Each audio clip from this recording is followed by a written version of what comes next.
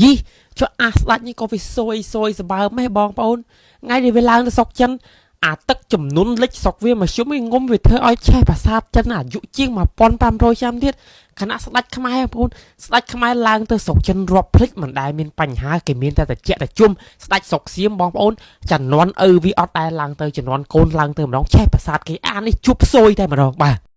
បងប្អូនហើយគិតទៅណាពូជអាចជួបសួយវាទៅណាសួយទៅនឹងគ្រាន់តែវាចាប់ផ្ដើមទៅទស្សនកិច្ចនៅស្រុកចិនណាបងប្អូនខ្មោចឪវាអបិភពវិបុលអដុលយ៉ាដេតសោយជាង70ឆ្នាំអត់ដែលទៅលេងស្រុកចិនអត់ដែលទៅទស្សនកិច្ចស្រុកចិនទេហើយអាស្ដាច់កូនអារាមាទី10នេះណាបងប្អូនក៏វាសម្រេចចិត្តទៅស្រុកចិននេះទាំងបថុចញុចដែរប៉ុន្តែអាថ្ងៃដែលវាជិះចន្ទោះទៅស្រុកចិននេះ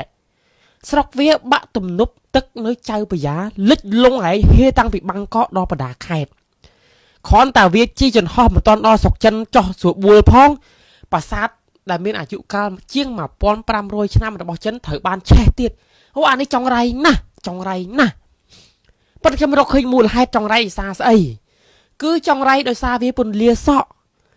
អាសក់ដមីមុខវាពីមុននឹងរួញទេបងប្អូនប៉ុន្តែតាំងពីម្ដាយវាស្លាប់ទៅគឺថាវាសบายចិត្តបើថាទ្រព្យសម្បត្តិវាមូលក្នុងកណ្ដាប់ដៃវាណាវាសบายចិត្តកាន់ដៃម្ខាងកាន់ទុក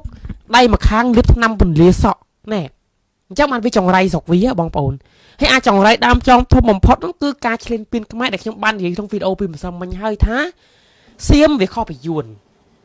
សៀមវាលួចទាំងដីខ្មែរវាលួចទាំងវប្បធម៌ប្រពៃណីគ្រប់បែបយ៉ាង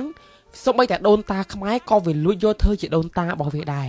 អញ្ចឹងគ្រប់ពេលដែលវាធ្វើពិធីបួងសួងបែបបនបែបបុរាណរបស់វាតែងតែហៅឈ្មោះប្រាសាទវាតែងតែហៅឈ្មោះបាទ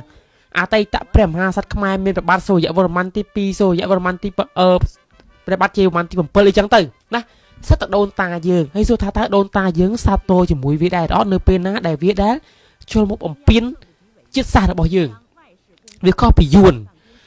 វាលេបទឹកដីកម្ពុជាក្រោមមែនប៉ុន្តែវាយកតែដីប៉ុន្តែវាអត់បានលួចប្រពៃណីវប្បធម៌និងលួចដូនតាយើងទេអញ្ចឹងហើយបានជាសៀមវាតែងតែត្រូវបដាសានោះបងប្អូនកុំឆ្ងល់កន្លែងហ្នឹងបាទអញ្ចឹងងាកមកវិញបងប្អូនមួយចំនួនអន់ចិត្តថាហេតុអីបានជាស្របពេលដែលដំណើរទស្សនកិច្ចរបស់រាមាទី10ឬក៏ហៅថាអាពន្លាសក់នេះទៅដល់ទឹកដីចិនភ្លាមប្រធានាធិបតីចិនលោកស៊ីជីនពីងប្រកាសទិញស្រូវបាទទិញអង្ករពីថៃប្រមាណ50,000 តោនបងប្អូនកុំតូចចិត្តចិនណាបងប្អូនគេជួយយើងរាប់ឆ្នាំហើយកសិផលយើងក៏ចិនទិញក្នុងតម្លៃដ៏មហាសាលដែរណាកុំតូចចិត្ត